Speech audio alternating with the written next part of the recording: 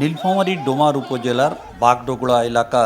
এখানে একটি নালা ভরাট করে গড়ে তোলা হচ্ছে ব্যবসা প্রতিষ্ঠান, নির্মাণ করা হচ্ছে বুলু ফিলিং স্টেশন আর একটি রাইস মিল। তবে এই নালাই ছিল এলাকার পানির প্রধান পথ। এখন সেই পথও বন্ধ, ফলে জমে গেছে পানি, ডুবে গেছে ফসলের জমি। প্রায় 1000 একর জমির বোরো ধান এখন পানির নিচে। ধান কাটার সময় চলে এসেছে, কিন্তু কৃষকেরা জমিতে নামতে পারছে না।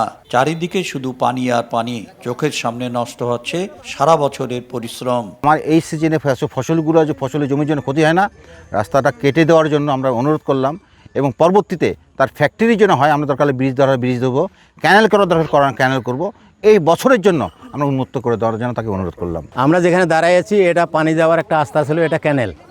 এই ক্যানেলটা দিয়ে এই দোলাটার পানি, সম্পূর্ণ পানিটা এদিক দিয়ে নিষ্কাশন হয়। এই ক্যানেলটা উনি ভরাট করে এখানে বলে মিল ফ্যাক্টরি করবে বলতেছে, কিন্তু এদিকে হাজার হাজার বিঘা মাটি ফসল নষ্ট হয়ে যাচ্ছে।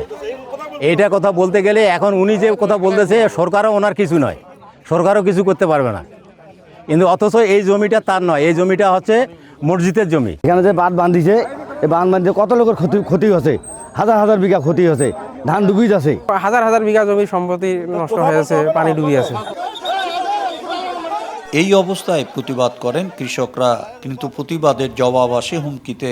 মাইকিং করে কৃষকদের হাত পা কেটে নেওয়ার হুমকি দেওয়া হয়েছে। উঠেছে এমন অভিযোগ, আমি কোনোভাবে এই যে মুখ দেওয়ার কোনো ইয়া নাই। সরকার দিলেও আমি দিব না, আমার জমিন আমি দিব না।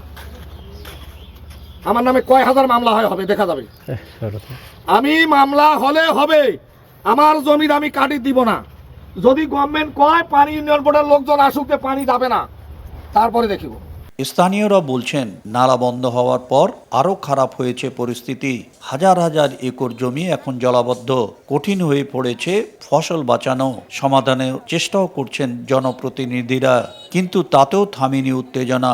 পরিস্থিতি সামাল দিতে মাঠে নামেন প্রশাসন।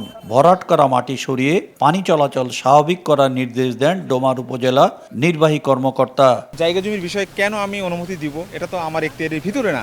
এটাই যে ইউনো মহোদয় মাত্র আপনার সাথে কথা বললো, আপনার ভিডিও নিলেন, আমি আসলাম, ইউনো সাহেব আসলে, সবাই আসলো, এটা হচ্ছে তাদের এখতিয়ার।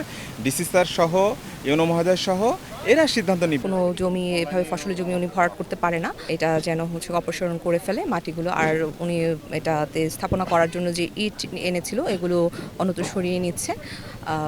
তো আমরা ব্যবস্থা নিয়েছি, আশা করি যে এটা উন্মুক্ত হবে। দ্রুত তদন্ত করে এ বিষয়ে স্থায়ী সমাধানের দাবি ভুক্তভোগী কৃষকদের।